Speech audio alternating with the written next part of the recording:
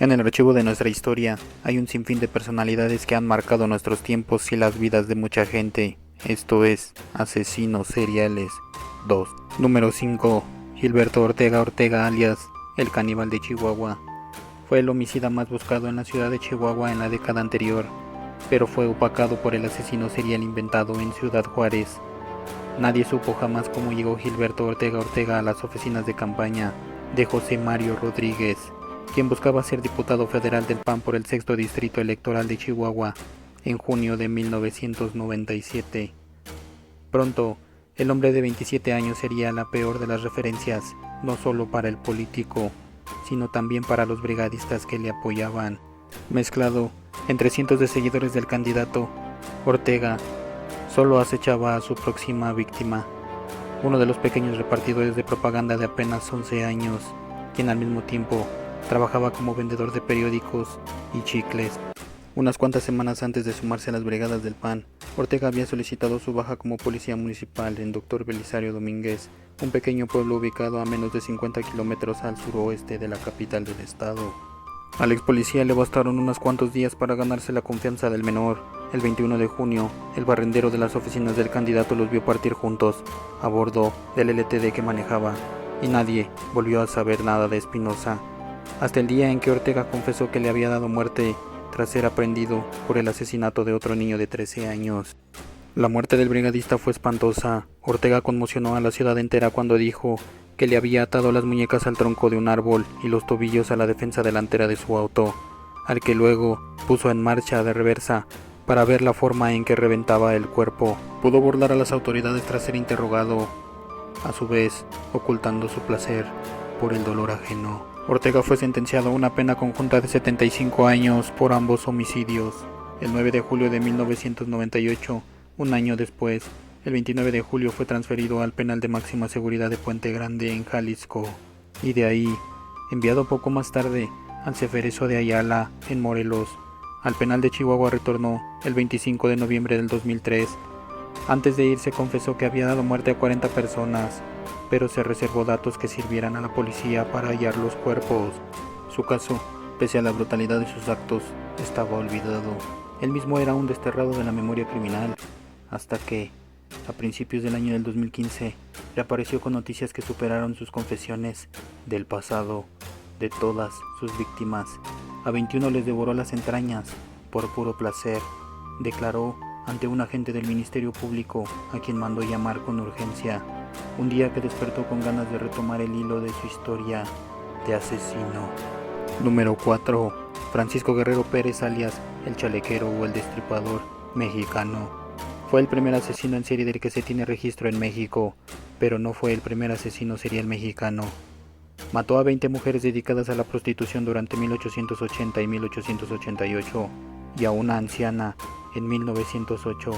Su periodo activo concorda con el de Jack el Destripador, por lo que algunos lo compararon con él mismo. Nacido en alguna parte del Bajío en 1840, marcado por la pobreza y una madre golpeadora, en 1862 emigra a la Ciudad de México y comienza el oficio de zapatero. Nunca trató de ocultar su misoginia y sus asesinatos. Aún así, se casó y tuvo 4 hijos, llegando a tener todo un harén de meretrices a su servicio. Vivió en la colonia Peralvillo. Todos sabían lo que hacía, pero nadie lo denunciaba por miedo. Veía al sexo femenino como un simple satisfactor, teniendo relaciones con la mujer que él quisiera. De ahí viene su apodo, el Chalequero, porque forzaba a las mujeres a tener relaciones sexuales con él. A chaleco, significado a la fuerza. Fue hasta 1908 que un grupo de periodistas valientes retrataron ante las masas la imagen más cercana del verdadero Francisco Guerrero. Amagaba a sus víctimas y las ultrajaba, asesinándolas por estrangulación o degollamiento.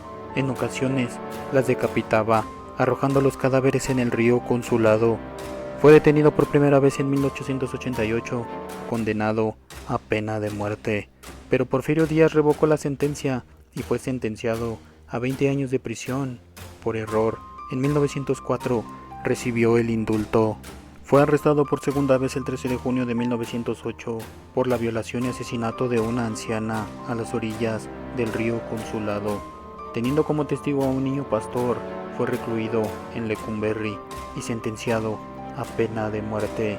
Antes de que la sentencia se efectuara en 1910, a la edad de 70 años, muere manejando las versiones de tuberculosis, tifoidea o una contusión craneoencefálica al sufrir un accidente, falleciendo en el Hospital Juárez de la Ciudad de México. Número 3. Andrés Ulises Castillo Villarreal, alias el descuartizador de Chihuahua. Nacido en Chihuahua en 1980, asesino serial activo en la ciudad de Chihuahua. Violó y asesinó a 3 hombres y violó a un adolescente entre 2009 y 2015, confesando al menos 12 asesinatos. Siendo narcomenudista, atraía a sus víctimas consumidoras de metanfetaminas con la promesa de regalarles droga. Los conducía a lugares apartados de la ciudad o a su propia casa. Ya estando ahí los drogaba y los golpeaba en la cabeza con objetos firmes. Ya incapacitados los violaba, después los golpeaba en la cabeza hasta matarlos, descuartizaba los cuerpos, siempre con la misma cegueta. Transportaba los restos en una carretilla y los abandonaba en lugares baldíos, ocultándolos parcialmente y en ocasiones enterrándolos. Se sabe que al menos una víctima la enterró en el piso de su casa. Dejaba juguetes encima de los cuerpos mutilados a manera de firma. Fue detenido el 6 de enero del 2016 en la colonia Vista Cerro Grande. El 5 de diciembre del 2017 fue condenado a 120 años de prisión. Número 2. Agustín Salas del Valle, alias Jack, el estrangulador de mujeres. Nació en 1964 en la Ciudad de México. Se cree que asesinó a más de 20 mujeres en la zona centro de la ciudad entre 1989 y 1993, pero solo fue condenado por uno de los homicidios. Interceptaba en las calles a mujeres de entre 20 y 40 años de edad, en su mayoría sexoservidoras.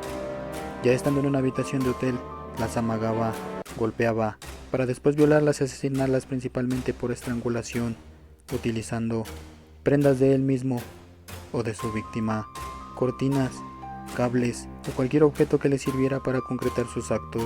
Dejaba a los cuerpos envueltos en colchas y los colocaba bajo la cama, dejando mensajes escritos en espejos y muros de la habitación. En 1989 aparece en el Hotel Magnolia, en la colonia Guerrero de la Ciudad de México, el cadáver de una mujer estrangulada. A principios de 1990 aparece un segundo caso en septiembre del mismo año, 2 casos más. Continuando los crímenes hasta 1993, cuando Salas del Valle fue detenido por el homicidio de una sexoservidora. Posterior a su arresto, los homicidios cesaron, convirtiéndose en el primer sospechoso. Jamás se le comprobó la responsabilidad de 27 casos de los 30 atribuidos. Los casos de Jack el Estrangulador jamás fueron resueltos. Pasando al archivo muerto de la policía, algunos creyeron firmemente que se trataba de más de un asesino o varios imitadores. Número 1. Adolfo de Jesús Constanzo, alias el narco satánico. Nacido el 1 de noviembre de 1962 en Miami, Florida, Estados Unidos, hijo de padres refugiados de nacionalidad cubana. Fue influenciado por su madre en el culto Paloma Yombe, en el que ella era sacerdotisa. Con la muerte de su padre, su madre se casó de nuevo y su padrastro estaba involucrado en el ocultismo y el tráfico de drogas. En su adolescencia se hizo amigo de otro sacerdote del rito, Paloma Yombe, quien le enseñó las habilidades necesarias para terminar siendo un narcotraficante y estafador. Considerado apuesto y bisexual, amigos de él le consiguieron trabajo como modelo en México. Ya en la Ciudad de México subsistió como lector de cartas de tarot, teniendo éxito en el ramo de la prostitución y de la delincuencia, reclutando a 2 jóvenes como amantes, sirvientes y discípulos. A partir de 1984 se convirtió en el líder de un poderoso culto que tenía a capos del narco, músicos famosos y oficiales de la policía bajo su mando. El culto establecido en Matamoros, en la parte fronteriza de México, vendía droga, realizaba ceremonias ocultas de protección y para finales de 1987 secuestraban y asesinaban personas para usarlas en sacrificios humanos. La policía de Matamoros enfrentó la presión de las autoridades tejanas por la desaparición del turista estadounidense Mark Kilroy, lo que pronto llevó al descubrimiento del culto de Constanzo. El 6 de marzo de 1989, al verse acorralado por la policía, Constanzo ordenó aventar puñados de dólares por una ventana como distracción. Horas más tarde, al verse rodeado por todas partes, ordenó a uno de sus discípulos que le disparara a él y a Quintana, uno de los líderes de la secta. Al entrar la policía, Constanzo y Quintana ya estaban muertos, deteniendo a Sara Aldrete, la narco satánica, y condenándola a 62 años de prisión por ser cómplice de Constanzo y participar en el culto, secuestros, torturas y asesinatos. Si te gustó el video, compártelo, dale me gusta, suscríbete al canal, nos vemos en el próximo video.